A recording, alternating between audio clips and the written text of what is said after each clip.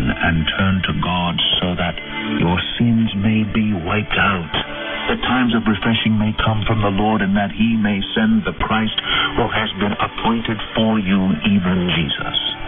He must remain in heaven until the time comes for God to restore everything as he promised long ago through his holy prophets. For Moses said, "The Lord your God will raise up for you a prophet like me from among your own people. You must listen to everything he tells you. Anyone who does not listen to him will be completely cut off from among his people." From Acts 3. Listen to the Bible. It's great for the soul. To hear more, go to radiobible.org. You're listening to TruNews. We report the news and views that CNN, MSNBC, and Fox News are not allowed to report. You only think you live in a free country. Barry Soetoro, alias Barack Obama, is systematically dismantling the rule of law in the United States of America. Gun runner holder arbitrarily choose which laws they will enforce or ignore. Furthermore, El Presidente Obama amends laws without an act of Congress.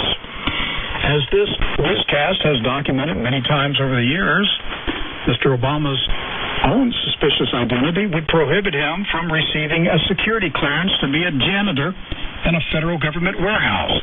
Likewise, some of his family members have been living in the USA illegally for years. Now, let me ask you this question. Can you name one U.S. president in the history of this nation who had relatives in this country illegally? Mr. Obama is clearly a friend of illegal immigrants, and he's a friend of illegal immigrants who have committed serious crimes while in this country illegally.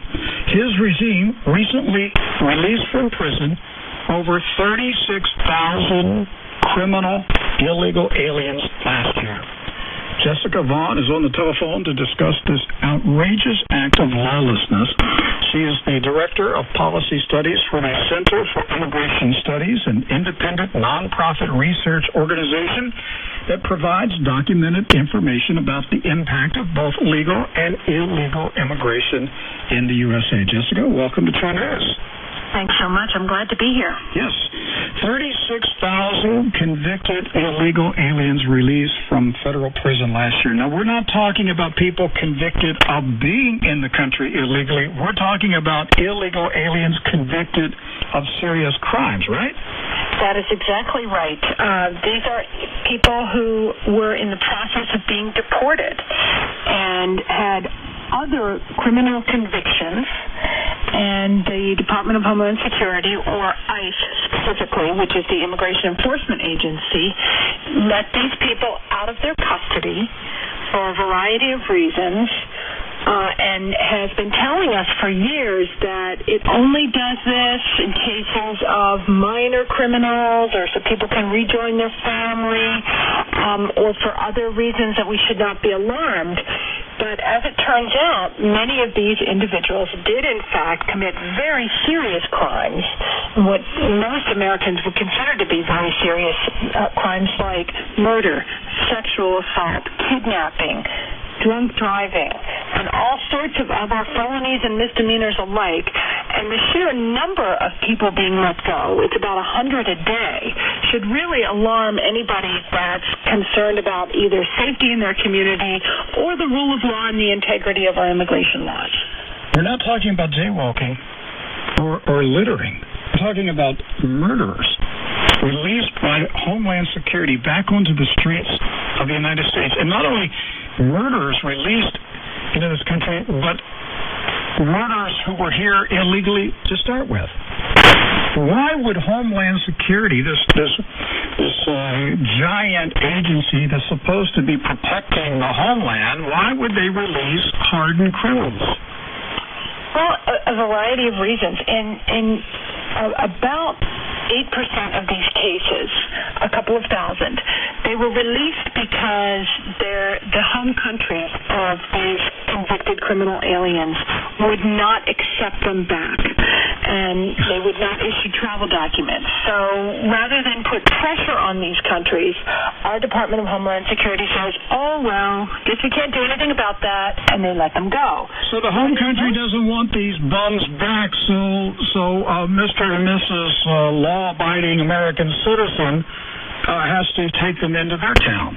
Right. It's bad enough that they got into the country illegally to begin with, but then committed what in many cases were horrific crimes, and our government really doesn't make much of an effort to send them back. I mean, they'll put them through deportation proceedings and detain them for a while, but if it gets to be too hard, then they just let them go. Well, why aren't they tried in a court and convicted of the crime that they committed? Well, they are, but this is when, let's say an individual does time. Well, we have a case near where I live yesterday. A guy was convicted of vehicular manslaughter while driving drunk. He's going to do about 8 more years in jail, and this is after 2.5 years of trying to try him and find the interpreter and the public defender and the education to get him up competent for trial. He's going to do about 8 more years, but when he gets out, then he gets put through deportation proceedings, and he's in ICE custody. And sometimes these proceedings can drag out, especially if they are not encouraged to essentially accept deportation. If they're encouraged to take it to an immigration judge, then it drags out for years, and ICE simply lets these individuals go while they're waiting for the case to be concluded. Now, if they held them in custody, there is a special docket for those cases, and they're resolved very quickly, often within 2 weeks. But if ICE lets them go, they get to wait around for a couple of years for their case to be disposed of, and sometimes they just disappear into the woodwork and never show up for their hearings. In fact, 3/4 of them don't show up. So we're pretty much stuck with these individuals. And so there's a gap between the time in which they serve their sentence for the crime, the other crime that they committed, and are actually putting them on a plane or a bus or wherever to go back to their home country. And that's a gap that can be dealt with through policy. This is not something that we have no control over. Hey, you put them on a C-130 cargo plane and strap a parachute to them, and you fly over the home country, and you push them out the door. It's solved. People have suggested that. There's another thing we could do about Now, I have to just want to remind everyone that the ones whose countries won't take them back are less than 10% of these cases. 90% of these ICE is letting go at its own discretion. But even the ones that are, we have a problem with in some country like China or Bangladesh or some of these countries, it's not like we have no leverage. I mean, under the law, the United States is supposed to say, okay, we're going to suspend issuing visas to people from your country until you take these criminals back. And that works. That's been done before. You'd be surprised how quickly those travel documents and that cooperation comes when, government officials from some other country aren't allowed to come to Disney World or Las Vegas or wherever they want to go. It works. I want to go back to what you just said. Of these 36,000 hardened criminals that the Obama-Nista regime released last year, that's just last year, what's the percentage of that 36,000 that their home country refused to take back? It's about 8%. About 2,800. 2,800. 2,800 out of the 36,000, and so the rest of these criminals were just released by Homeland Security because Homeland Security felt like doing it?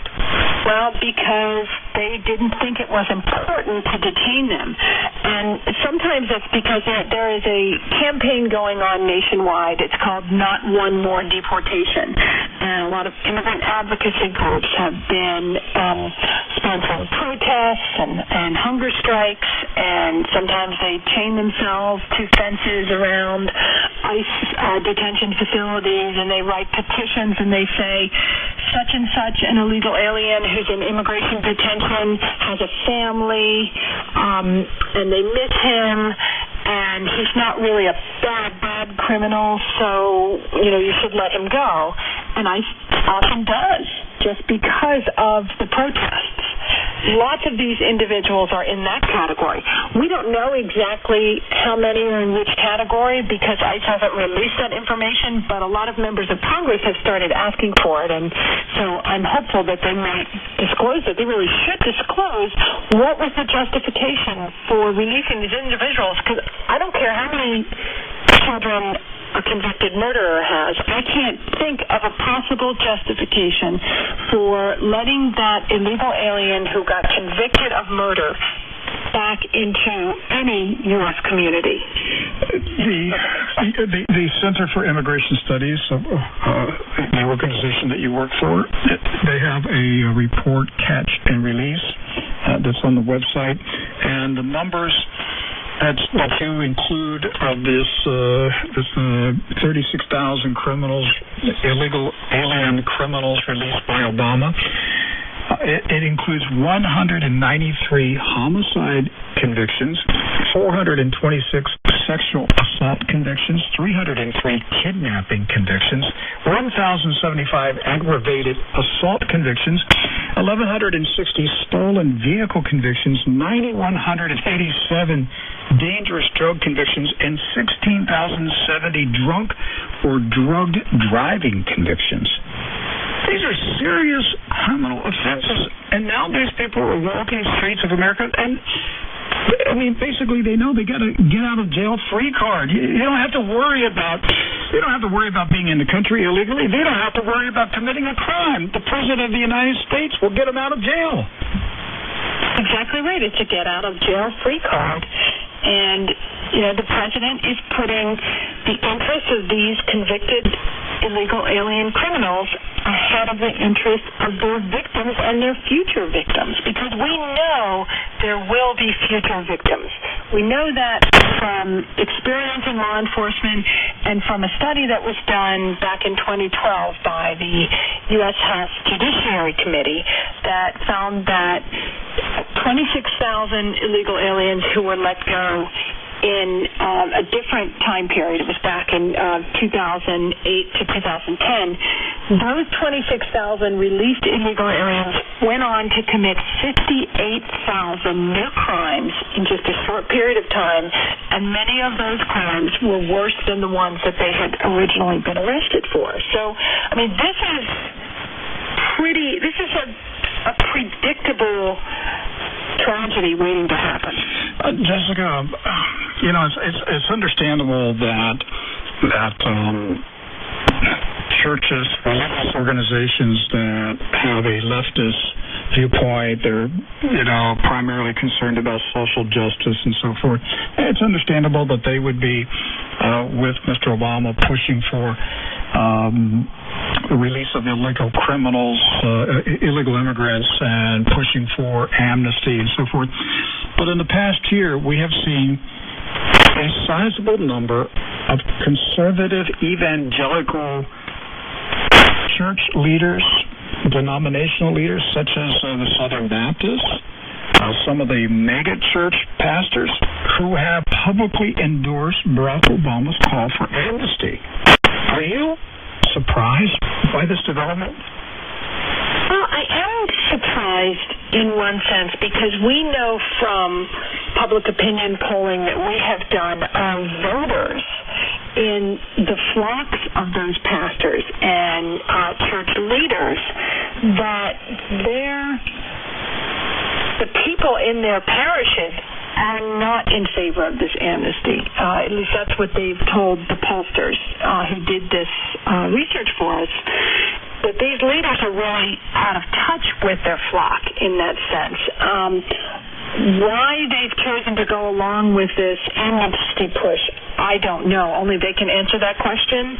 But they certainly are out of touch with their membership on it. They do not represent the views of the people who go to those churches and vote. Mm-hmm. And that's very very troubling. I mean, people should be asking questions of their church leaders and making their views known, given that kind of a disconnect. But it's, that happens a lot when with these organizations that are based in Washington, the leaders who work inside the Beltway and become part of the whole, influence peddling and lobbying groups in Washington talk to each other, but not so much to their membership.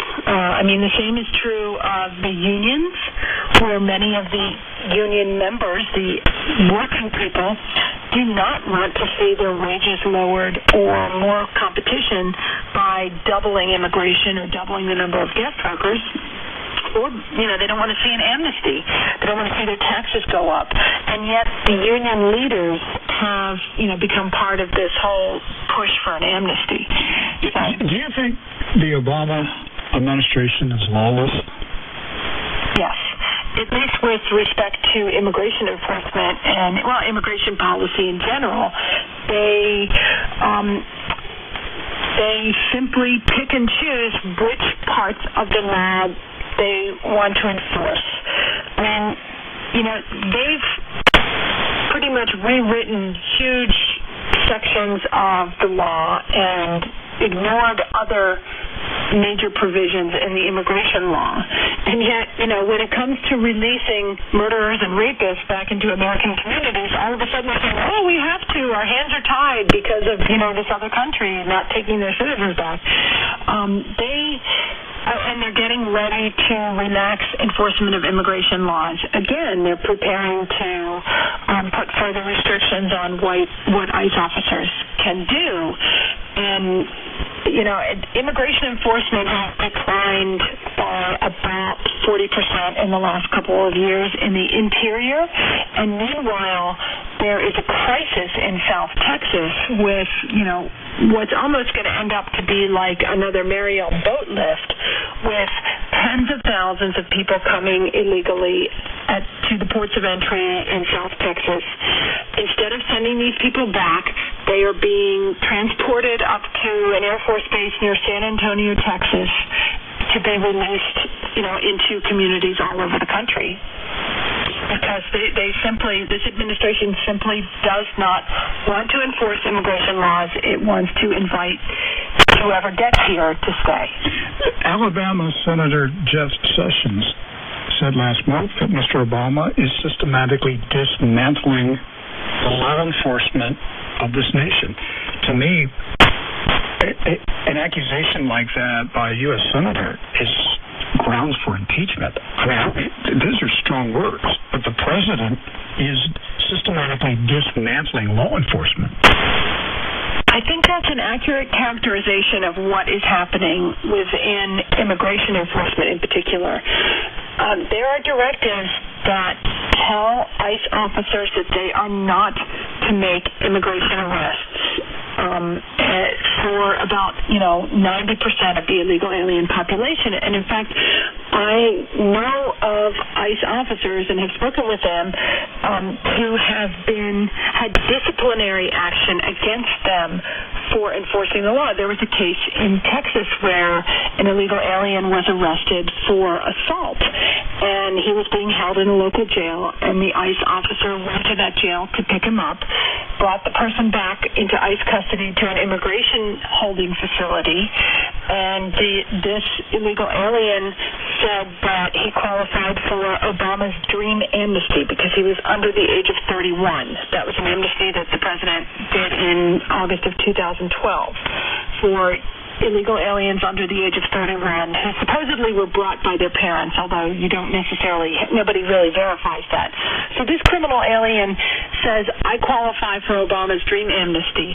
The ICE officers said, you're going to be deported because you're here because you committed a crime.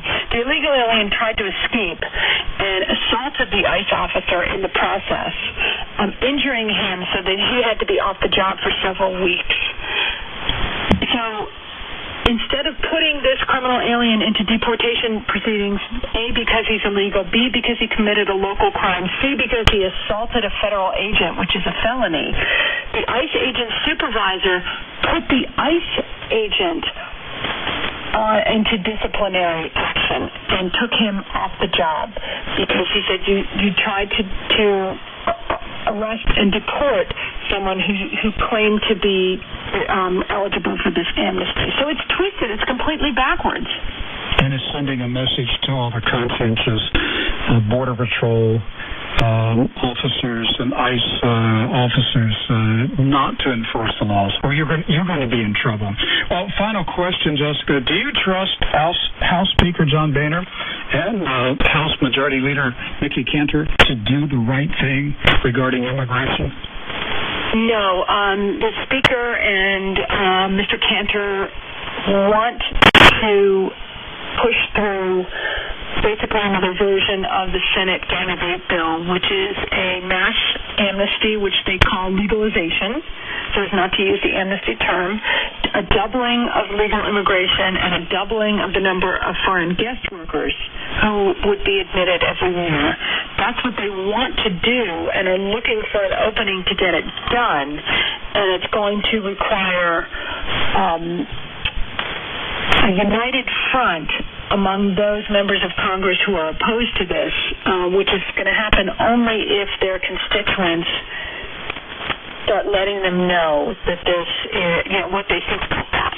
I predicted a year ago that John Boehner will break up the Senate immigration bill into 4 or 5 pieces of legislation, make the country believe that he opposed the Senate bill, but in fact he's going to pass it in 4 or 5 different sets of legislation. And I want to remind our listeners that in the Senate bill that passed the Senate, there is a biometric identification section of that law. So be aware. This could pass any day in the House of Representatives and then will be signed into law by Barack Obama. My guest today, Jessica Vaughn. She is the Director of Policy Studies for the Center for Immigration Studies. Jessica, thank you for being on TruNews. You're very welcome. Thank you for having me. All right, you're listening to TruNews. Coming up next, a European Parliament candidate in Great Britain who was arrested for talking on the campaign trail about Islamic immigration in his country. I'll be back in 1 minute. You're listening to TruNews, the end-time newscast. Rick will return after this announcement.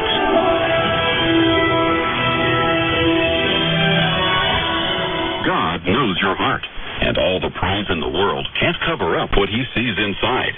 Here's a checkup for believers in today's Moment with Charles Stanley. We will never be able to become the people God wants us to become until we deal with those things in our heart that lurk there, that lie there, that sort of get covered up in the rush of the day and the schedule and on with all the activities, whether they're religious activities or what we call spiritual activities, or going to church and teaching classes, singing in the choir, preaching sermons. No matter what we're doing, we can cover up a lot of little stuff down here by getting real busy for God. And the problem is it doesn't work. And my friend, God is far more interested in my genuine praise and worship and adoration of Him than He is all the sermons I preach. He can do without sermons, but praise and worship and loving Him is what He desires. But it won't work. You see, the praise and the worship won't work. We can fool each other, lots of activities. We can carry on programs, have all kinds of things going on. Everything look absolutely fantastic. But if in our heart lurks rebellion toward God, willful disobedience to God, ill will towards someone else, holding grudges and being angry and feeling hostility and sensing bitterness in our spirit, that's not praise. And listen, unless there is genuine praise and worship to God, think about this.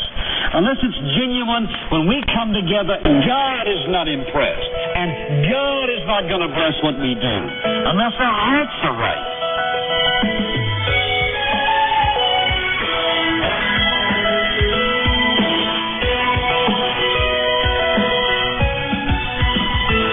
This is TruNews, your daily vaccine to protect your mind from mental viruses spread by the mainstream news media. My name is Rick Wiles. The apostles of political correctness have ratcheted up the persecution of offenders who dare to think and say things that are not PC. When political correctness first surfaced many years ago, it was comical. Ordinary people who possess common sense chuckled at the stupidity and silliness of the PC crowd. Political correctness, however, is no longer a laughing matter. They're in power. In many nations, it has turned deadly serious and dangerous to freedom and liberty.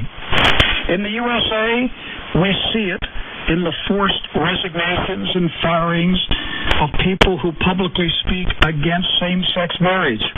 The most recent example was Home and Garden Television canceling the TV series by the Denham brothers because the two young men are devout Christians who speak in churches. SunTrust Bank briefly flirted with PC persecution tactics when the bank's real estate division withdrew all the real estate listings by the Denham brothers real estate firm. SunTrust quickly recanted when the bank was hit with a firestorm of protest from angry depositors. Another example in the USA is the Federal Deposit and Insurance Corporation's use of Nazi-like tactics to pressure banks to cancel the lines of credit for legal gun store owners. The political correctness Nazis are targeting innocent children, too. Recently, here in Florida, a Fort Lauderdale school teacher humiliated a 12-year-old boy in front of the class after she caught him reading the Holy Bible during his free reading time. She ordered the boy to call his parents' home telephone. As all the students watched and listened, the teacher left a terse message on the parents' voicemail. She said, "I noticed that he, the boy, has a book, a religious book, in the classroom. He is not permitted to read those books in my classroom." Clearly, the political correctness Nazis are now playing hardball, and they are out to destroy the lives of anybody who dares to disagree with them. And it will only get worse if they are not stopped. My guest today has a horrifying true story to tell you and me about his recent encounter with the political correctness thought control police. Mr. Paul Weston is a candidate for a seat in the European Parliament from the South England constituency. He is the nominee of the Liberty Great Britain Party, Liberty GB. Mr. Weston is the owner of a property development company. In 2007, he started writing articles about the radical left's destruction of Great Britain. He ran for office on the UK Independence Party led by Nigel Farage, but he left that party when he concluded that the UKIP would not confront the Islamic infiltration of his country. So in 2013, he and other freedom-loving citizens of Great Britain formed the Liberty GP Party because none of Britain's parties are willing to discuss the growing Islamic influence in the UK, nor the negative impact of uncontrolled immigration. Mr. Weston got a raw taste of political correctness recently while campaigning for the seat in the European Parliament. And he's on the telephone from Great Britain to tell us what happened. Paul Weston, welcome to TruNews. Thank you for having me on, Rick. Thank you for having me on. Yes, sir. Yes, sir. I have been reading the London papers for many years for this radio program, and so I have watched in horror as I have seen the political correctness Nazis take more and more power in your country, and I have watched in horror as the Islamists have overtaken many cities and neighborhoods of Great Britain. It's to the point now that a young soldier wearing the uniform of the British Army can be murdered in broad daylight and have his throat slit by a Muslim. And nothing was said about it. There was no outrage. I mean, I'm watching this from this side of the Atlantic, and I'm horrified, Mr. Weston, what's going on in your country. Well, as I'm sure you are aware, Rick, Islam means submission. And what this country has done, and what our politicians have done, and what our media has done, and what our educational establishment has done, is exactly that. They've submitted. They have put their hands up and said, we don't want to resist any of this, because if we resist any of this, we are going to be called that dreadful word racist, and we don't want that. So for an easy life, we will simply put our hands up. And in order to really understand how widespread this has become, I went out 3 weeks ago to quote Winston Churchill, who was voted the greatest statesman of the 20th century, to quote his words on Islam during a parliamentary election as a parliamentary candidate in apparently a still free and democratic society. And my words, not my words, Winston Churchill's words about Islam caused somebody to be distressed and to take offence and to be upset, which is now a criminal offence in this country. So they called the police arrested me, took me to a police station, and prosecuted me for aggravated racial or religious crime under a thing called a Section 7 of the Public Order Act. I want to get this straight. I want our audience to understand what you just said. You were arrested for the crime of reading out loud on a public street while campaigning the words of the great Winston Churchill, one of the greatest prime ministers of Great Britain. For that crime of quoting Winston Churchill, you were arrested and taken to jail. Is that right? That is absolutely correct. And it's being done for a very simple reason, as I said earlier, about this whole thing with submission. In order to stand up against this, and today it is not such a tremendous problem, but the problem we have in this country is the demographic growth of Islam, which is growing 9 times faster than any other cultural or racial demographic. So my point about doing this is not where we are today, it's where our children and grandchildren will be in 20, 30, 40 years' time. And my view on this is that as the numbers multiply, there are somewhere between 3 to 4 million now, but they've been doubling every decade. And when it doubles from 100,000 to 200,000, as it did between 1960 and 1970, it doesn't make much difference. But now you get to a point, bearing in mind that England only has, or Great Britain only has 60 million people, when you get to a point today where there are 4 million, in 10 years 8 million, in 20 years 16 million, and the majority of them are young, and the majority of us are old. So we're literally 20 years away from a physical confrontation, if it should come to that we may not be able to win at that point. So I'm doing this for the future, but in order to do it for the future, one has to quote people who understood Islam from the past, like Winston Churchill. Winston Churchill warned during the early 1930s about the rise and build-up of Nazi Germany, and he was regularly denounced by the left at the time.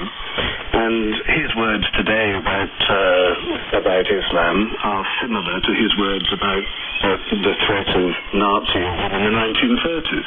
And if you cannot go out onto the streets of England during a democratic, because as your whole build-up was talking about the politically correct Nazis who are, I wouldn't actually use the word Nazis. I would prefer to use the word communist, because this is where their background comes from.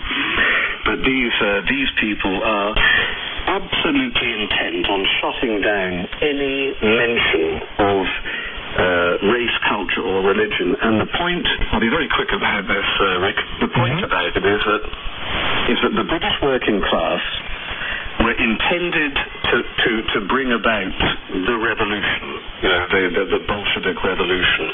And they became too affluent, so they were no longer of any use. So the hard left imported people who could never fit into our society, who had no intention of fitting in, who would be disadvantaged and be unhappy, and they've been told to be even unhappier than they ought to be, and they're being used as pawns. So on the one hand, we have these PC Brigade people using Islam as a pawn to undermine and fracture society to such an extent that, as Karl Marx said, I will stand astride the wreckage of Colossus. It's exactly what they're doing. This is their way of waging war on us, and we need a defense against this, and our defense at the moment is simply one thing, which is words. We need to talk about the threat. But what they have said, having used race and religion as a weapon against us, they have also said, we will criminalize you if in your defense you talk about race or religion. So what did Winston Churchill say about Islam? Well, one of the things he said was that Islam is a militant and proselytizing faith which has raised fearless warriors across Africa, and it was a fairly long speech, but it ended up with him saying that if it was not for Christianity, Islam would take over the West as the barbarians took over Rome.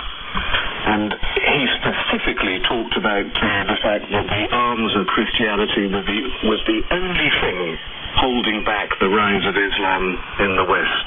And of course, when he said that, we didn't have 4 million Muslims in this country. We didn't have any at all.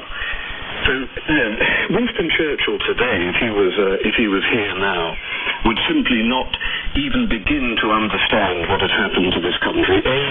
We have imported people in their millions who have no ideological, cultural, religious, traditional share of us as Western civilization, and he would also be horrified about the fact that to mention the fact that these people are clearly a threat is now apparently a hate crime to mention it, which will get you carted off to a police station and prosecuted for racial and religious incitement, which now carries a prison term of 2 years, which is what I'm facing should it go to court. I haven't heard if I will go to court yet. The police have prosecuted me. Well, are they going to go in? Are they going to go into the archives of Great Britain and remove all the speeches of Winston Churchill in which he said, for example, he said, how dreadful are the curses of Mohammedanism? I mean, are they going to remove these remarks from the historical records of Great Britain? It's an interesting point, isn't it? Because I've been bailed. I'm on bail at the moment until the 24th of May.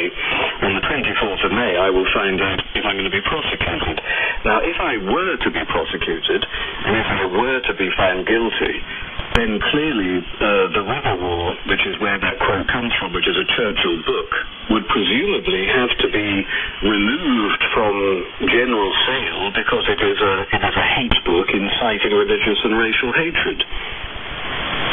You know, for you to be arrested for quoting Winston Churchill would be akin to an American being arrested for quoting Thomas Jefferson or Abraham Lincoln or Theodore Roosevelt. I mean, if it's reached this point, Paul, that we're going to be arrested for quoting the leaders of our nation, how insane has political correctness become? Well, it's one of those things, Rick, about, people talk about, political correctness gone mad and it's no longer a laughing matter, but I don't think it ever was. I think that, this whole long march through the institutions and the depth of power that they hold now. If you go back to the Communist International in the 1930s, and they talked about, in those days, ideological correctness. This is a Lenin, a Stalin, a Mao sort of expression. You had to adhere to the ideological correctness. And now moving on from race and not primarily religion, but moving on from Islam, you mentioned earlier about Christians being persecuted now. Now, of course, the communists never, ever had any time for Christianity, because Christianity is a sympathetic religion of forgive those who trespass against you and turn the other cheek, and the golden rule. Now that had no and thou shalt not kill. Now that had no place in communist societies where you put people into the gulags and you killed them. And if you strayed from the ideological correctness of those days, it was a gulag and death. If you stray from the ideological correctness of what they're saying today, it is prison sentences, it's losing your job. And the idea that this is just this thing called political correctness gone mad, it's a deeply sinister, long time in the making, decades in the making, ideologically driven system designed to bring about eventually a communist revolution, or failing that, at least a softer version of socialist rule. And it's the most frightening, intimidating thing that I've ever seen in my life. Yes, and it's global. And it's global. I was just thinking, here in the United States, how many Americans know why the U.S. Marine Corps anthem starts out from the halls of Montezuma to the shores of Tripoli? Just who do you think the Marines were fighting on the shores of Tripoli? On the shores of Tripoli, the Barbary pirates. That's right. Exactly. Thomas Jefferson went to war against the Muslims. I mean, we have been battling Islam for centuries. And Islam is marching, and the left, the far left, the communists have made a diabolical pact with Islam, because both of them share a common enemy, the cross of Christianity. And so the left is giving cover to Islam because they want Islam to tear down Christianity in the West. Yes, exactly. And isn't it interesting that the sacred cows of left liberalism, homosexual rights, women's rights, equality, isn't it a lack of interest in religion or a hatred of religion? Isn't it interesting that they are siding with people who have no time for women's rights, no time for homosexuals' rights, and no time for any religion other than their own, and no time for multiculturalism, because you cannot get more supremacist and monocultural than Islam. Yet, as you say, the left have taken them as their bedfellows, despite the fact they stand really for everything against the left expresses to support, and they're doing it because they are allying themselves with an organization that is powerful enough to topple what they hate. But the trouble with the left is it hasn't occurred to them that once Islam topples the hated capitalist Christian traditional societies that enable the left to live and breathe and make money, that Islam will not treat them favorably. And this hasn't occurred to them at all.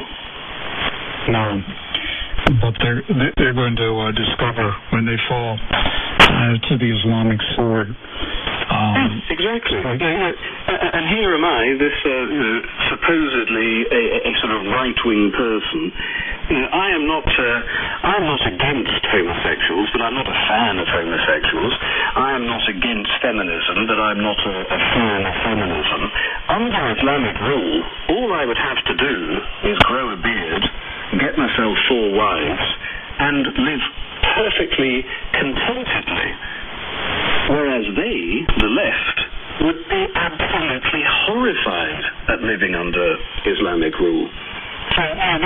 But it's this whole thing with the anti-Midas touch of the left. Everything they touch is destructive. Everything they do destroys our tradition, our culture.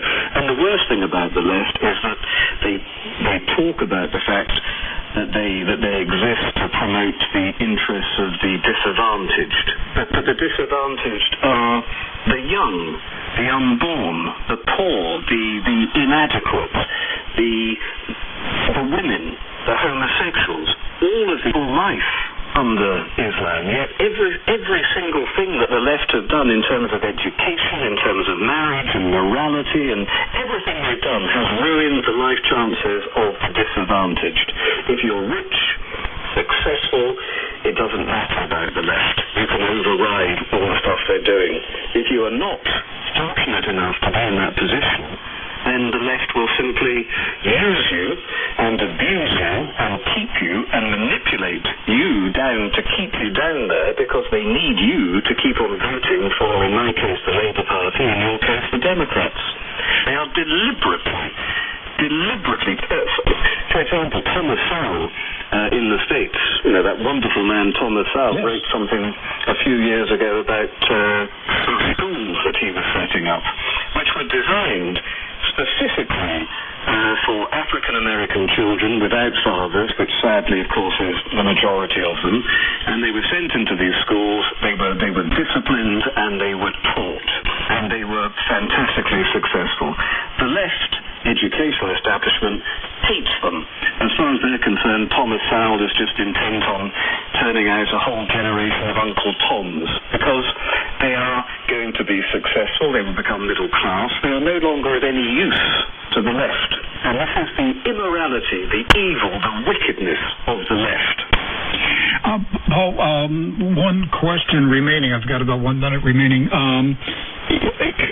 What's the chance that Red Ed is going to become Prime Minister of Great Britain? I think we spoke before we came on air about Nigel Farage, and Nigel Farage in 2010, well, UKIP in 2010, got 1 million votes. David Cameron could not win a majority vote.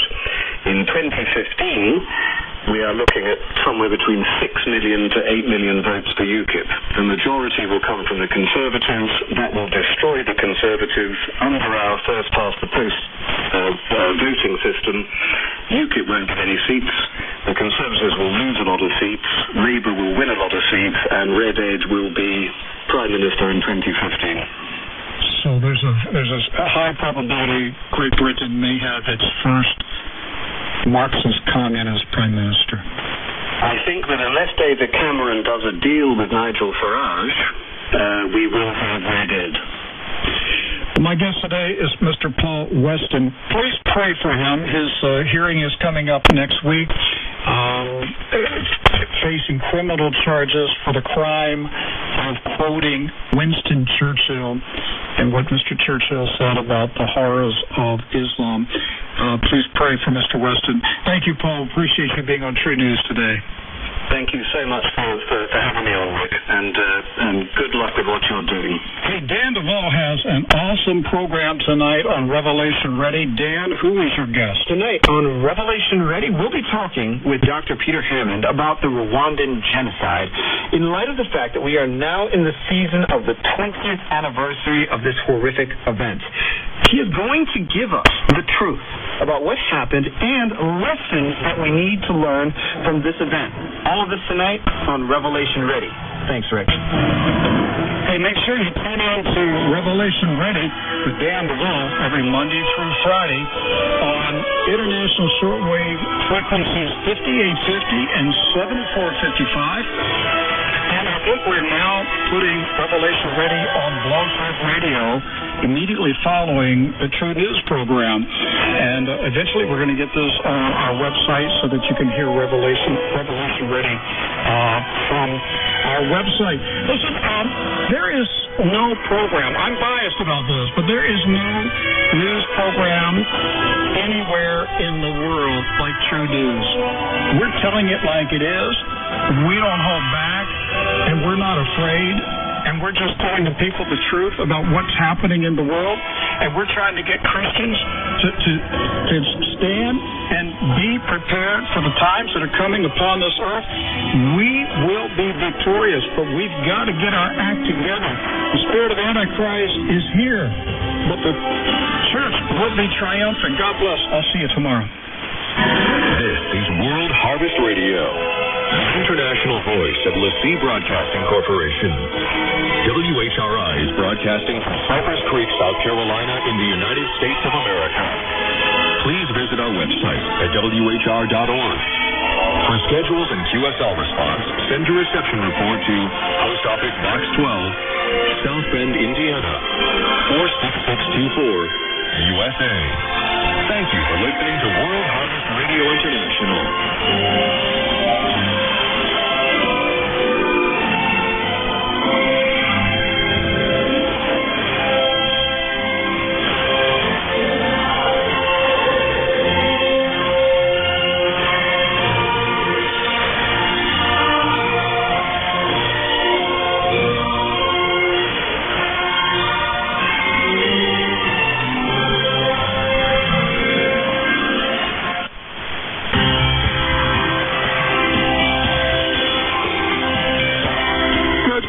Everyone, my name is Brian Bush, and as you see, I'm standing here in Jerusalem. It's a beautiful winter.